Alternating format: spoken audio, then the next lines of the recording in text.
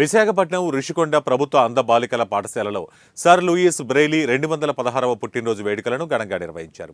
ఈ కార్యక్రమానికి రాష్ట్ర సాంఘిక సంక్షేమ శాఖ మంత్రి బాలా వీరాంజనేయులు పాల్గొన్నారు.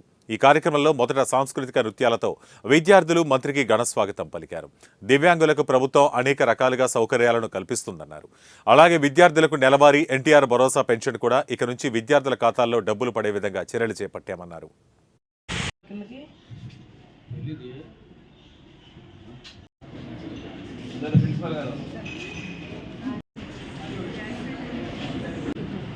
చేసేదానికి అవసరమైతే వాటిని వేకెంట్గా మనం బ్యాక్లాగ్ కింద పెట్టి భర్తీ కూడా చేస్తారా. మన ప్రభుత్వం వచ్చిన తర్వాత ఒకసారి నోటిఫికేషన్ ఇవ్వడం జరిగింది.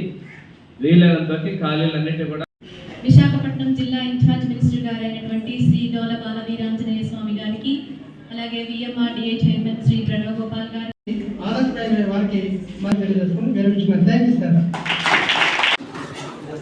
ఈరోజు అంధ విద్యార్థుల స్కూల్ని మనం విజిట్ చేయడం జరిగింది. నా శాఖ పరిధిలోకి వచ్చే స్కూల్లో ఈరోజు లూయిస్ బ్రెయిలీ గారి జన్మదినం కూడా అవడం చాలా సంతోషం.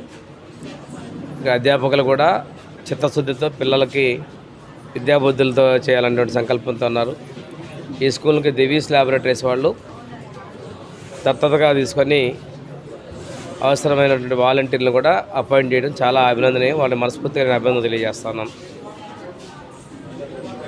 అది ప్రభుత్వం కూడా వీళ్ళకి దివ్యాంగుల కార్పొరేషన్ ద్వారా ప్రభుత్వ పరంగా సౌకర్యాలు ఇవ్వడం జరుగుతూ ఉంది. వచ్చే